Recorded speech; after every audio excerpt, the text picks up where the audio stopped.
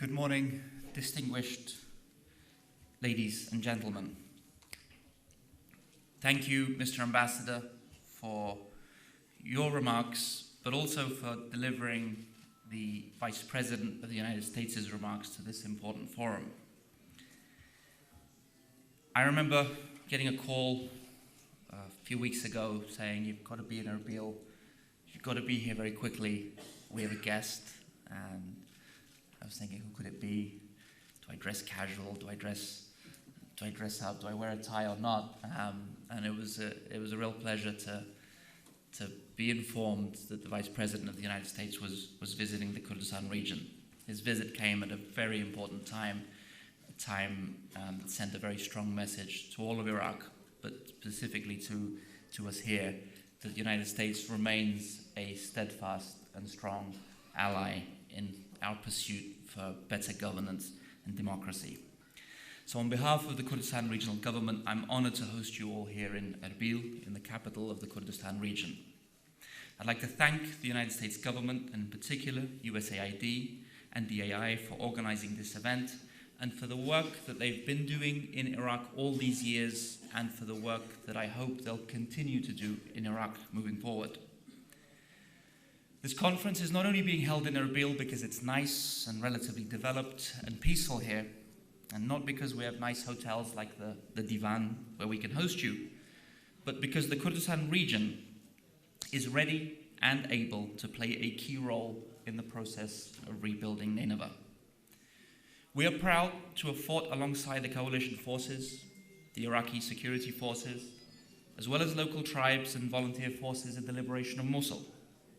We in Kurdistan are also proud to have been home to over 1.5 million internally displaced people, many from Nineveh, who left or were forced to leave their homes and sought refuge here. We still have more than 1 million displaced refugees and IDPs here in the Kurdistan region. But just like how we were proud to have contributed to Mosul's liberation, just like how we were proud to have hosted so many seeking refuge here in Kurdistan, we will be proud to contribute to the stability, reconstruction, and development of Nineveh. Kurdistan was and remains a gateway for many wanting to invest and do business in Iraq. This time, Kurdistan can be a gateway for the reconstruction of Mosul. So I'm glad to see so many provincial government officials, potential investors, gathered together here to seek to find ways to collaborate towards a common mission. Ensuring the stability and security of Nineveh is ensuring the stability and security of the Kurdistan region. And while we are proud to have opened our homes and our towns and our cities for so many who have left violence and are now living in Kurdistan, it is our belief that the people of Nineveh deserve to have the right to return to their ancestral home. Nineveh is a multi-ethnic, multi-faith, and multicultural province. Its strength and potential lies in its diversity. The preservation and protection of individuals' ethnic or religious identity is the duty of the authorities and the society at large. We in Kurdistan, we pride ourselves on the tolerant and diverse society that we have fostered here. Here, Christians live alongside Muslims, who live alongside Yazidis, who live alongside Kaki, without religious discrimination. Turkoman live with Arabs who live with Kurds. This diversity has been our strength, a strength that even we could do more to develop further. So returning a multicultural identity back to Mosul must rank as high a priority for the government as does the physical reconstruction of the province. With enough money, you can rebuild destroyed towns and cities. With enough investment, you can grow the economy and create industries and jobs, but all of which could be destroyed in the next war. But with visionary leadership and creating a sense of inclusiveness, a genuine feeling of protection for the most vulnerable, you can create a cohesive society that will stand united against the most violent of enemies. We cannot forget the genocide of the Yazidis, the devastation brought upon Christians, not only forcing them to flee their ancestral homes, but the targeted destruction of ancient shrines and artifacts. These are real national treasures. The violence brought upon God-fearing Muslims who did not subscribe to ISIS's doctrine, these have all left deep and long-lasting social scars that may take decades to heal, if at all. So alongside the reconstruction of buildings and factories, we must prioritize the reconstruction of minds and of the society. But Mosul, like Kurdistan, is not detached from the rest of Iraq.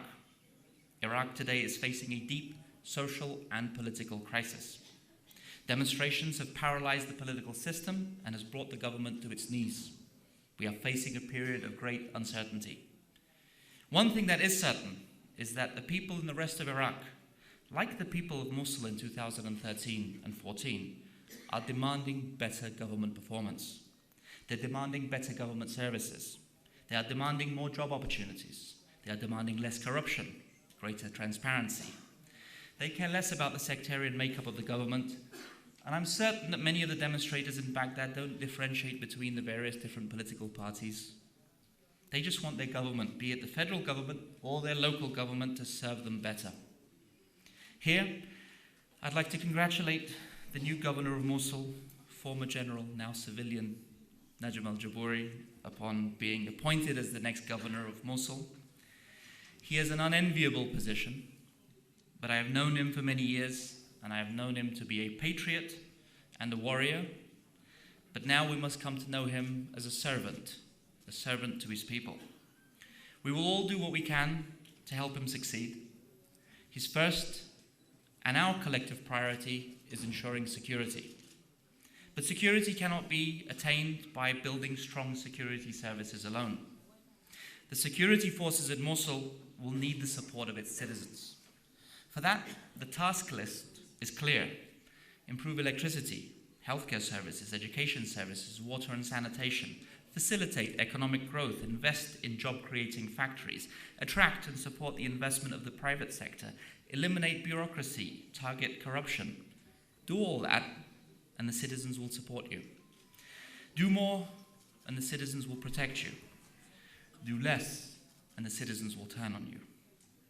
We must not look only to strengthening the capabilities of the security forces if we are to eradicate the ideology of ISIS. We must focus on better governance. Failure to do so, and instead of hosting investment conferences like we are doing here, we will be hosting once again coalition building conferences to combat another war. So all of this was easy to say, difficult to do. Take my word for it. The challenge to improve government services and performance is one that my government has faced for many years now. In 2014, when we faced the multiple shocks of war, humanitarian crisis, fiscal crisis, economic crisis, drop in oil prices, budget cuts from Baghdad, we were forced to carry out tough reforms.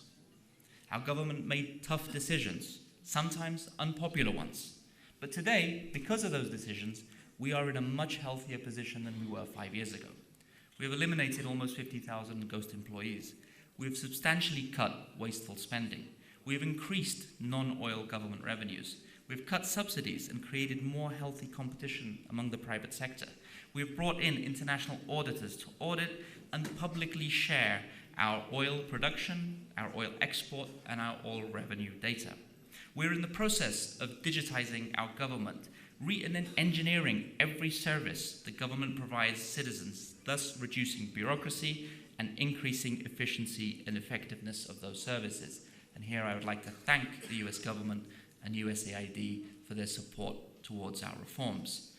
We have prioritized the diversification of our economy by encouraging investment in agriculture, in industries, and in tourism. We have done a lot over the last 5 years, but we still have so much more to do, especially in the areas of electricity, healthcare, and education.